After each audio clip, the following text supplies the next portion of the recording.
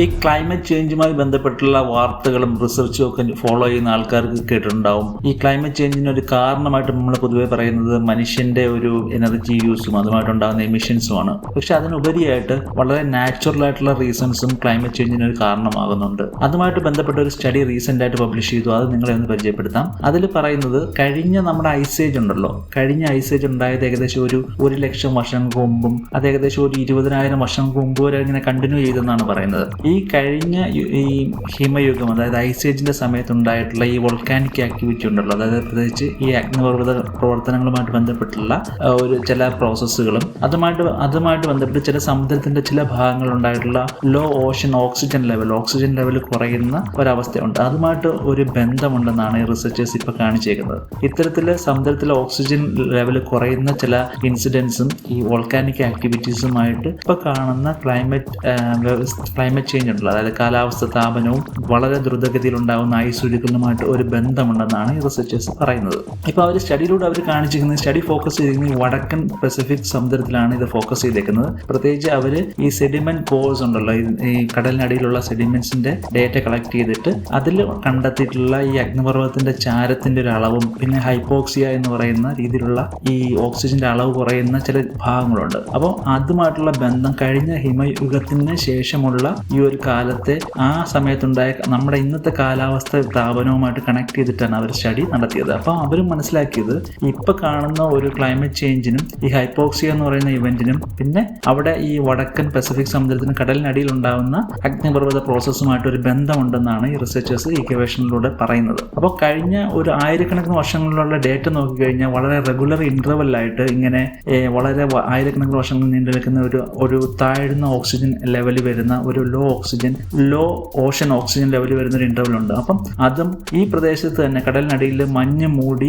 ചില അഗ്നിപർവ്വത പ്രദേശങ്ങളുണ്ട്. അവിടെ ഐസ് റിട്രീറ്റ് ചെയ്യുന്നതിന്റെ ഫലമായിട്ട് അഗ്നിപർവ്വത പ്രവർത്തനങ്ങൾ ഒന്ന് വർദ്ധിപ്പിക്കുന്നതായിട്ടും അതിന്റെ ഫലമായിട്ട് അഗ്നിപർവ്വതം റിലീസ് ചെയ്യുന്ന ചില ചാരങ്ങളുണ്ടല്ലോ അതിന്റെ ഒരു അളവ് ഈ സമുദ്രത്തിലേക്ക് പോവുകയും അതിന്റെ ഫലമായിട്ട് സമുദ്രത്തിലെ ചില ഏരിയകളിൽ ഈ ഓഷൻ പ്രൊഡക്ടിവിറ്റി എന്ന് പറഞ്ഞു കഴിഞ്ഞാൽ അവിടെ ഈ ന്യൂട്രിയൻസിന്റെ അളവ് കൂടുകയും അതിന്റെ ഫലമായിട്ട് ചില ജീവികൾ പെട്ടെന്ന് വരികയും അതിന്റെ ഫലമായിട്ട് ഓക്സിജന്റെ ലെവൽ കുറയുകയൊക്കെ ചെയ്യാറുണ്ട്. ആ ഒരു സാഹചര്യങ്ങളൊക്കെ പഠിച്ചിട്ടാണ് ഈ സ്റ്റഡി അവരിങ്ങനെ പബ്ലിഷ് ചെയ്തേക്കുന്നത്. ഞാൻ നേരത്തെ പറഞ്ഞതുപോലെ നമ്മുടെ കഴിഞ്ഞ ഒരു ഐസേജ് എന്ന് പറയുന്നത് 1,00,000 വർഷങ്ങൾക്ക് മുമ്പ് തുടങ്ങി ഏകദേശം ഒരു 18,000 വർഷങ്ങൾക്ക് മുമ്പാണ് അവസാനിച്ചത്. അപ്പോൾ ആ ഒരു കാലഘട്ടത്തിൽ ഈ ഒരു ഹിമയുഗത്തിന്റെ ഒരു കാലഘട്ടത്തിൽ വിവിധ തരത്തിലുള്ള അഗ്നിപർവ്വത സ്ഫോടനങ്ങളും ഹൈപ്പോക്സിയയും മഞ്ഞുരുകലും ഒക്കെ ആയിട്ടുള്ള ബന്ധപ്പെടുത്തിയിട്ടുള്ള ഡേറ്റ അനലൈസ് ചെയ്തിട്ടാണ് ഇന്ന് നമ്മൾ കാണുന്ന ആഗോള താപനം ഉണ്ടല്ലോ, ഇന്ന് നമ്മൾ കാണുന്ന ക്ലൈമറ്റ് ചേഞ്ച്, ഗ്ലോബൽ വാർമിംഗ് തുടങ്ങിയ അവയിലേക്കൊക്കെ ഒന്ന് വിരൽ ചൂട്ടുന്ന ചില ഉൾക്കാഴ്ചകൾ നൽകുന്ന സ്റ്റഡിയാണ് ഇവർ പബ്ലിഷ് ചെയ്തത്. ഈ റിസർച്ചേഴ്സ് പറയുന്നത് കാലാവസ്ഥ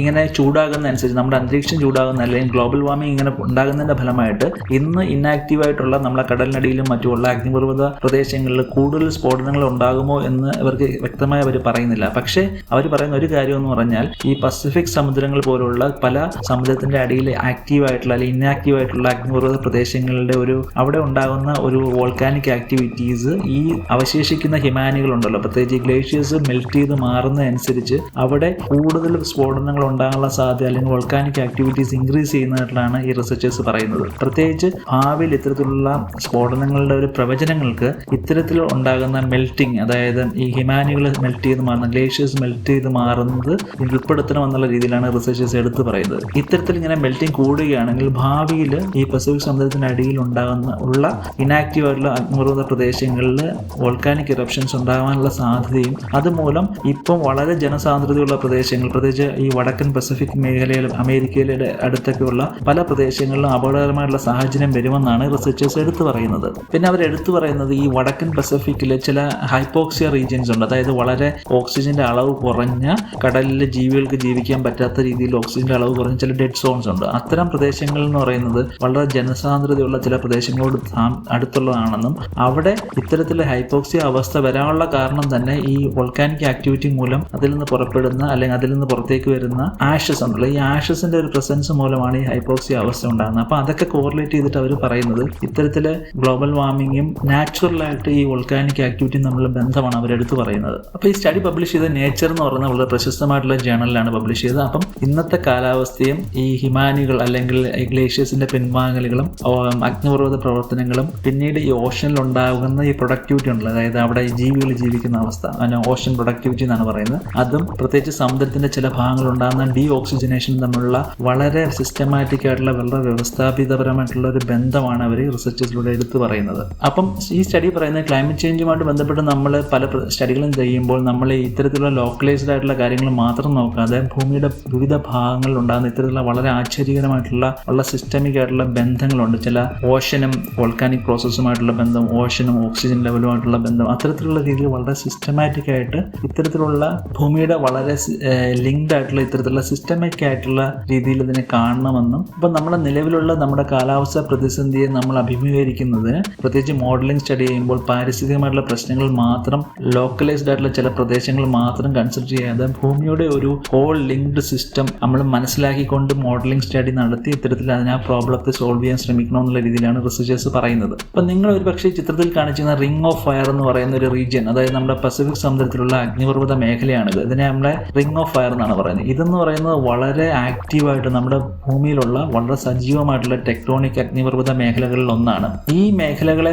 ഫോക്കസ് ചെയ്തിട്ടാണ് സ്റ്റഡി പറയുന്നത്. അപ്പോൾ അവർ പറയുന്ന ഇത്തരം പ്രദേശങ്ങളിലുള്ള ഈ മെൽറ്റ് ചെയ്ത് മാറുകയാണെങ്കിൽ ഭാവിയിൽ ഇവിടെ കൂടുതൽ വോൾക്കാനിക് ആക്ടിവിറ്റീസ് വരാൻ സാധ്യതയുണ്ടെന്നുള്ള രീതിയിലാണ് ഈ റിസർച്ചേഴ്സ് എടുത്തു പറയുന്നത്. ഒരു ഉദാഹരണം അവർ പറയുന്നത് നിങ്ങൾ കേട്ടിട്ടുണ്ടാവും, ഈ ചിത്രത്തിൽ കാണിച്ചിരിക്കുന്ന കോഡിലറൻ എന്ന് പറയുന്ന ഒരു ഐസ് ഷീറ്റിനെ പറ്റി നിങ്ങൾ കേട്ടിട്ടുണ്ടാവും. ഒരു കാലത്ത് നമ്മുടെ അമേരിക്കയുടെ വടക്കൻ അമേരിക്കയുടെ വടക്ക് പടിഞ്ഞാറ് അമേരിക്കയുടെ പല ഭാഗങ്ങളും മൂടിയിരുന്ന ഒരു ഐസ് ഷീറ്റാണിത്, കോഡിലറൻ ഐസ് ഷീറ്റ് എന്ന് പറയുന്നത്. അപ്പോൾ അത് റിസീഡ് ചെയ്ത്, അതായത് അത് മെൽറ്റ് ചെയ്ത് മാറി ഭാഗത്ത് ഉണ്ടായ അഗ്നിപർവ്വത സംഭവങ്ങളെ ഒക്കെ ഒന്ന് അനലൈസ് ചെയ്യാണ് ചെയ്തത്. അവിടെ ഉണ്ടായ അഗ്നിപർവ്വത പ്രോസസ്സുകളുടെ ഒരു സമയം സൂചിപ്പിക്കുന്നത് ഈ പ്രദേശത്ത് നിന്നുണ്ടായിരുന്ന ഐസ് ഇങ്ങനെ റിസീഡ് ചെയ്ത് മാറി അല്ലെങ്കിൽ ഉരുകി മാറിയപ്പോൾ അവിടെ അഗ്നിപർവ്വത പ്രോസസ്സുകൾ അല്ലെങ്കിൽ അഗ്നിപർവ്വത പ്രവർത്തനങ്ങൾ കൂടുതൽ വർദ്ധിക്കാൻ കാരണമായെന്നും എന്നാണ് റിസർച്ചേഴ്സ് എടുത്തു പറയുന്നത്. അപ്പോൾ അവർ പറയുന്നത് ഈ കടലിനടിയിലുള്ള ഈ അഗ്നിപർവ്വത പ്രദേശങ്ങളിൽ, പ്രത്യേകിച്ച് ഐസ് മൂടിയ പ്രദേശങ്ങളിലെ ഈ ഗ്ലേഷ്യേഴ്സ് മൂടിയ അവിടെയുള്ള പ്രദേശങ്ങളിൽ ഈ ഐസ് മെൽറ്റ് ചെയ്ത് മാറിക്കഴിഞ്ഞാൽ നമ്മുടെ ഒരു ഷാമ്പയിൻ കുപ്പിയുടെ ഒരു കോർക്കോ അല്ലെങ്കിൽ ഒരു ബൂമോ ഒക്കെ റിമൂവ് ചെയ്ത് കഴിഞ്ഞാൽ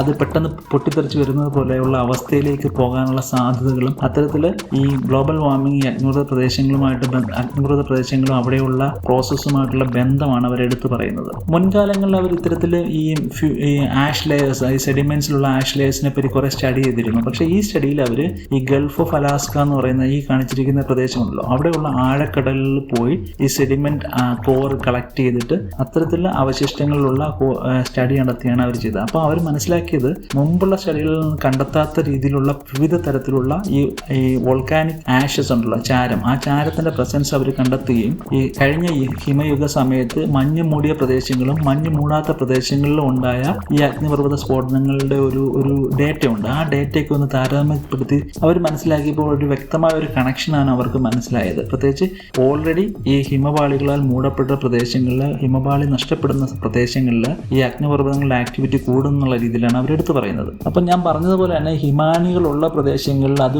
ഉരുകി മാറുമ്പോൾ അവിടെ ഈ പൊട്ടിത്തെറികളുടെ ഒരു പാറ്റേണിൽ ഒരു വ്യക്തമായ ഒരു കണക്ഷൻ അവർ കണ്ടെത്തി. പ്രത്യേകിച്ച് ഈ മഞ്ഞ് മൂടിയ മേഖലകൾക്ക് പുറത്ത്, പ്രത്യേകിച്ച് വടക്ക് പടിഞ്ഞാറ് അമേരിക്കയിലെ ആ ഒരു ഫ്രീക്വൻസി ഓഫ് ഇറപ്ഷനിലൊക്കെ ഉള്ള ഒരു വ്യക്തമായിട്ടൊരു പാറ്റേൺ ചേഞ്ചസ് ഒക്കെ അവർക്ക് മനസ്സിലായെന്നുള്ള രീതിയിലാണ് അവർ പറയുന്നത്. അപ്പോൾ അവർ അതിലൂടെ മനസ്സിലാക്കിയത് ഈ ഗ്ലോബൽ വാർമിംഗ് അല്ലെങ്കിൽ ആഗോള താപനവും ഈ ഇത്തരത്തിൽ മഞ്ഞ് മൂടിയ പ്രദേശങ്ങളിൽ നിന്ന് ഐസ് റിട്രീറ്റ് ചെയ്യുന്നതുമായിട്ടുള്ള ബന്ധത്തെയാണ് അവർ എസ്റ്റാബ്ലിഷ് ചെയ്തത്. ഈ ഐസ് മാറുന്ന സമയത്ത് അവിടെ വോൾക്കാനിക് ആക്ടിവിറ്റി കൂടുന്നുള്ള രീതിയിൽ. മാത്രമല്ല ഈ അഗ്നിപർവ്വത പ്രദേശങ്ങളിൽ നിന്ന് കിട്ടിയ ഈ കെമിക്കൽ ഫിംഗർ പ്രിന്റ്സ് ഉണ്ടല്ലോ, അതും ഈ ഹൈപ്പോക്സിക് ഇവന്റ്സും തമ്മിലുള്ള ബന്ധവും അത് തമ്മിലുള്ള ഒരു ക്രമപരമായിട്ട് കൺസിസ്റ്റന്റ് പെയറിംഗ് ഉണ്ടെന്നുള്ള രീതിയിലാണ് റിസർച്ചേഴ്സ് മനസ്സിലാക്കിയത്. അതായത് ഈ അഗ്നിപർവ്വത പ്രദേശങ്ങളിൽ ചാരത്തിന്റെ ഒരു വർധനവ് കൂടുതലാണെന്നും അതുമൂലം ഈ ചാരത്തിലുള്ള പ്രധാനപ്പെട്ട ഈ കെമിക്കൽസിന്റെ പ്രസൻസ് മൂലം അവിടെ ഒരു ഒരു ഓഷൻ പ്രൊഡക്ടിവിറ്റി, ഹൈ പ്രൊഡക്റ്റീവ് ആയിട്ടുള്ള ഒരു റീജിയൻ ഉണ്ടാവുകയും അതിന്റെ ഫലമായിട്ട് ഓക്സിജന്റെ അളവ് വല്ലാതെ കുറയുന്നതായിട്ടുള്ള രീതിയിലാണ് അവർ കണക്ട് ചെയ്യുന്നത്. അപ്പം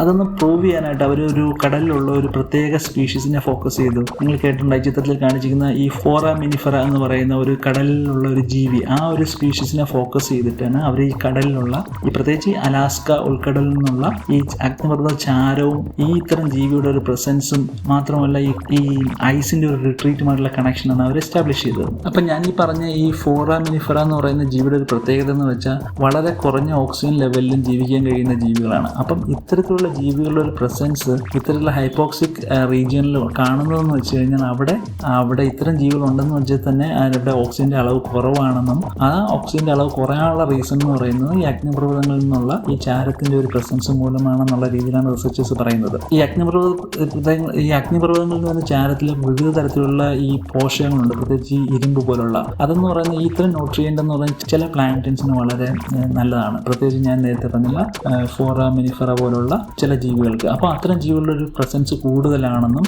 ഇത്തരത്തിലാണ് ഈ റിസർച്ചേഴ്സ് ഈ അഗ്നിപർവ്വത പ്രോസസ്സുകളും ഈ ഗ്ലേഷ്യൽ റിട്രീറ്റും ഗ്ലോബൽ വാർമിംഗ് പോലുള്ള കണക്ഷൻസ് അവർ എസ്റ്റാബ്ലിഷ് ചെയ്തത്. ഇതെന്ന് പറയുന്നത് നമ്മുടെ മനുഷ്യനുണ്ടാക്കുന്ന ആന്ത്രോപോജനിക് എമിഷൻസിനൊക്കെ ഉപരിയായിട്ട് നാച്ചുറൽ ആയിട്ടുള്ള ചില റീസൺസും ഇന്നത്തെ നമ്മളിന്ന് അനുഭവപ്പെടുന്ന ഈ ഗ്ലോബൽ വാർമിംഗ് അല്ലെങ്കിൽ ക്ലൈമറ്റ് ചേഞ്ചിന് ഒരു കാരണമാണെന്ന് കാണിക്കുന്ന ഒരു സ്റ്റഡിയാണിത്. ഇത് വളരെ ഇൻട്രസ്റ്റിംഗ് ആയിട്ടുള്ള ഒരു സ്റ്റഡി ആയതുകൊണ്ടാണ് നിങ്ങളെ പരിചയപ്പെടുത്താമെന്ന് കരുതുന്നത്. ഇത്തരത്തിലുള്ള സ്റ്റഡികൾ നിങ്ങൾക്ക് ഇഷ്ടമാണെങ്കിൽ എൻ്റെ ചാനലിലുള്ള മറ്റ് വീഡിയോകൾ നോക്കുക. ഞാൻ സയൻസ്, ടെക്നോളജി, എൻവയോൺമെന്റ്, സൊസൈറ്റി തുടങ്ങിയ കാര്യങ്ങളെ ഫോക്കസ് ചെയ്തിട്ടുള്ള ലേറ്റസ്റ്റ് ജേർണൽ ആർട്ടിക്കിൾസിൽ നിന്നുള്ള ടോപ്പിക്സ് എടുത്തിട്ടാണ് ഇത്തരത്തിൽ വീഡിയോ ചെയ്യുന്നത്. ഇഷ്ടപ്പെടുകയാണെങ്കിൽ ചാനലൊന്ന് സപ്പോർട്ട് ചെയ്യുക, സബ്സ്ക്രൈബ് ചെയ്യുക. മറ്റൊരു അവസരത്തിൽ മറ്റൊരു വീഡിയോയുമായിട്ട് ഞാൻ വീണ്ടും നിങ്ങളുടെ അടുത്തേക്ക് വരാം. അതുവരെ നന്ദി, നമസ്കാരം.